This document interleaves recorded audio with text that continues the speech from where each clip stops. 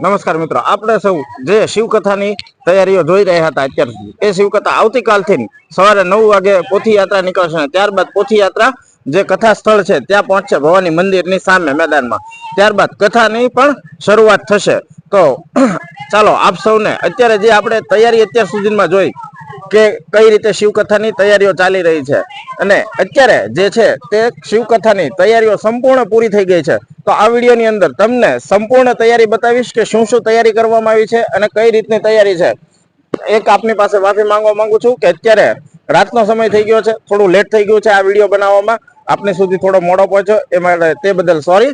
અને આ વિડીયોની અંદર તમને અત્યારે જે કાંઈ તૈયારીઓ થઈ ગઈ છે તેનું સંપૂર્ણ માહિતી આપું કે તમે લોકો જેથી કરીને શિવકથાની અંદર પહોંચો ત્યારે તમારે શું શું વસ્તુની તમને સુવિધાઓ અહીંયા મળી રહેશે તેની વિશે સંપૂર્ણ માહિતી આપીશ. તમે જોઈ શકો છો કે મારી પાછળ અત્યારે કથા મંડપ એકદમ તૈયાર થઈ ગયો છે. તે જ રીતે રસોઈ ઘર, કોઠાર રૂમ, દરેક વસ્તુ સાથે પ્રસાદ ગૃહ જે છે દરેક વસ્તુની સંપૂર્ણ તૈયારી થઈ ગઈ છે. તો ચાલો આપને આ વિડીયોની અંદર દરેક વસ્તુની મુલાકાત કરાવડાવું. ને જો આપને આ વિડીયો પસંદ આવે તો કોમેન્ટમાં હર હર મહાદેવ લખવાનું ભૂલશો નહીં.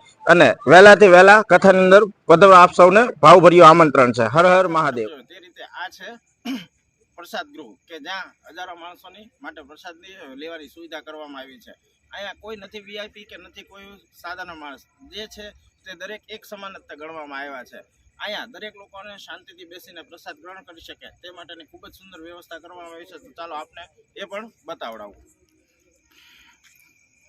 જોઈ શકો છો મિત્રો, કેટલી મોટી જગ્યાની અંદર આખાની અંદર જે પ્રસાદ લેવાનું પ્રસાદ ગૃહ છે એ બનાવવામાં આવ્યું છે. આ જનરલ કથાઓની કરતાં આમ તમે જોશો તો તમને નાનું લાગશે, પણ પાલીતાણા જેવા ગામની અંદર એટલા મોટા પાયે આવી કથાનું આયોજન કરવું, એની અંદર કેટલા લોકો આવી શકે એ તમે ખુદ જ તે સમજો છો કે ગિરી બાપુની કથાની અંદર કેટલા લોકો આવે છે. એની અંદર જેટલા બહોળી સંખ્યાની અંદર માણસો આવે છે તે લોકોને દરેકને અહીંયા પ્રસાદી લેવાનો બાપુ તરફથી ખૂબ જ તે આગ્રહ છે. તો ખાસ કરીને તમે જો કથા સાંભળવા આવતા હો તો સાથે પ્રસાદ લીધા વગર જતા નહીં. અને આ સુંદર મજાની વ્યવસ્થા આપને કેવી લાગી એ કોમેન્ટમાં જરૂરથી જણાવજો. ચાલો આપણે જઈએ રસોઈ ઘર તરફ કે જ્યાં અત્યારે બાપુએ કહેલું એમ કે કથા અગાઉથી જ તે અહીંયા પ્રસાદ બનવાનું એનું ચાલુ થઈ જશે. અને જે લોકો અહીંયા હાજર હોય છે તે દરેક લોકોની માટે પ્રસાદની વ્યવસ્થા અગાઉથી પણ કરવામાં આવેલ છે.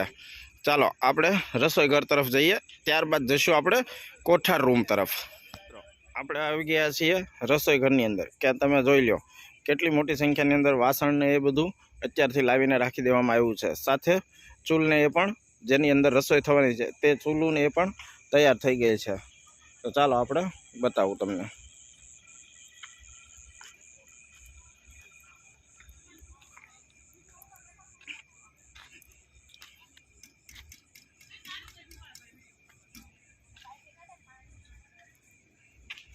સામેની સાઈડ જોઈ શકો છો કે અત્યારે જે સ્વયંસેવકો છે તે લોકોની માટે થઈને પ્રસાદને એ બની રહ્યો છે.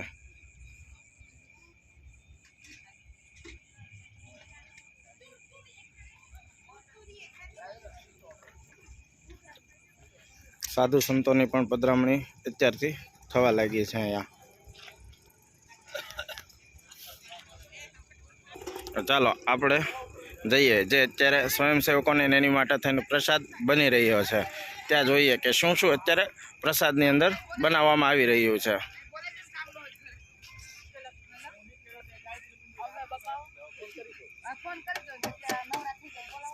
શું બેન અત્યારે શું પ્રસાદમાં બની રહ્યું છે? ખીચડી છે, રોટલા છે, રીંગણા બટેટાનું શાક છે. બરાબર. અત્યારે કેટલું અંદાજે 100 માણસો માટે રસોઈ બની રહી છે? હા.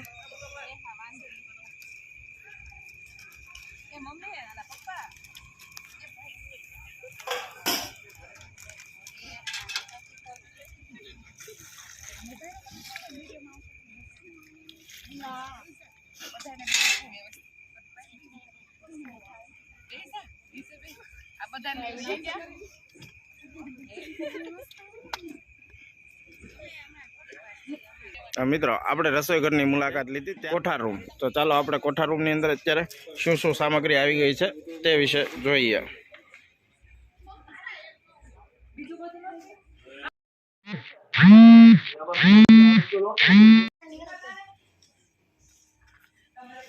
જોઈ શકો છો મિત્રો, કથાને લગતું જે પ્રસાદ છે તેની માટે જે અનાજની એ છે દરેક વસ્તુ અત્યારે અહીંયા અગાઉથી સ્ટોકની તૈયારીઓ કરવા માંડ્યા છે. જેમ કે તેલના ડબ્બા, ઘઉં, મરચું, આતે મરી મસાલા દરેક વસ્તુ હાજર થઈ ગયેલ છે અત્યારે.